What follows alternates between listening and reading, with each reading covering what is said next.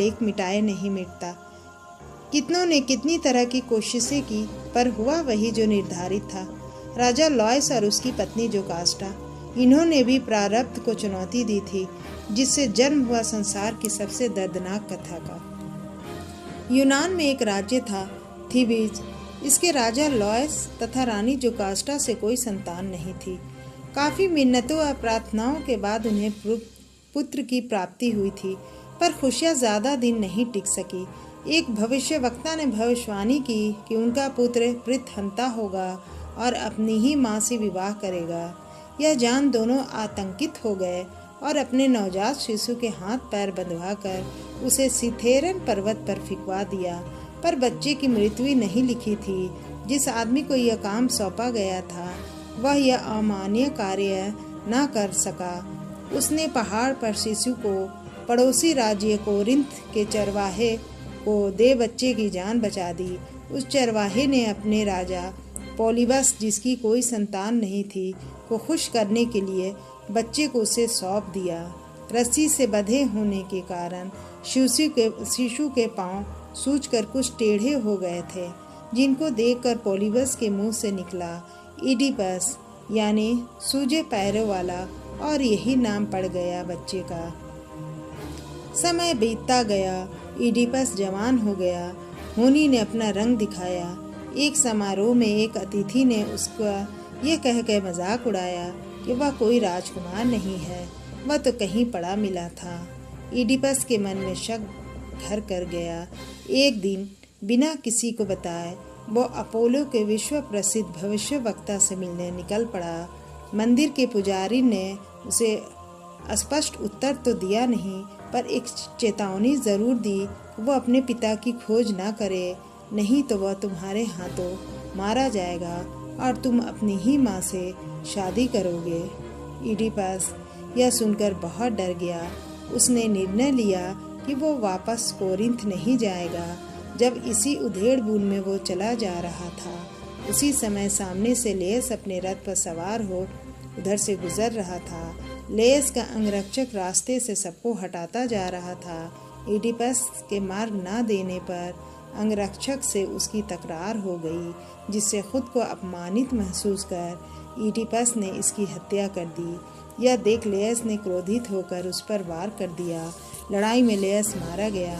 अनजाने में से ही सही इडिपस के हाथों उसके पिता की हत्या हो गई। इसके बाद भटकते भटकते वह थीबिस जा पहुंचा। वहां जाने पर उसे मालूम पड़ा कि वहां के राजा की मौत हो चुकी है, जिसका फायदा उठाकर स्फिंक्स नामक एक दैत्य वहां के लोगों को परेशान करता रहता। उसने एक शर्त रखी हुई थी कि जब तक कोई मेरी पहेली का जवाब नहीं देगा, तब तक मैं यहाँ से नहीं जाऊँगा।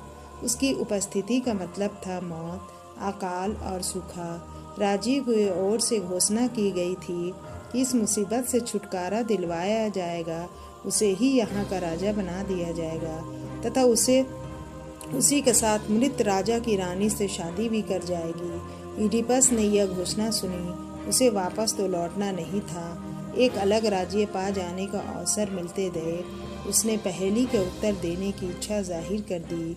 उसे स्फिंक्स के पास पहुंचा दिया गया।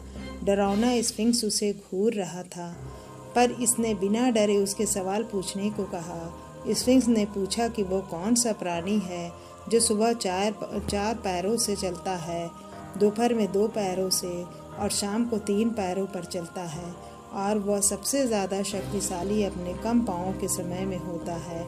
इडिपस ने बिना हिचके जवाब दिया कि वह प्राणी इंसान है।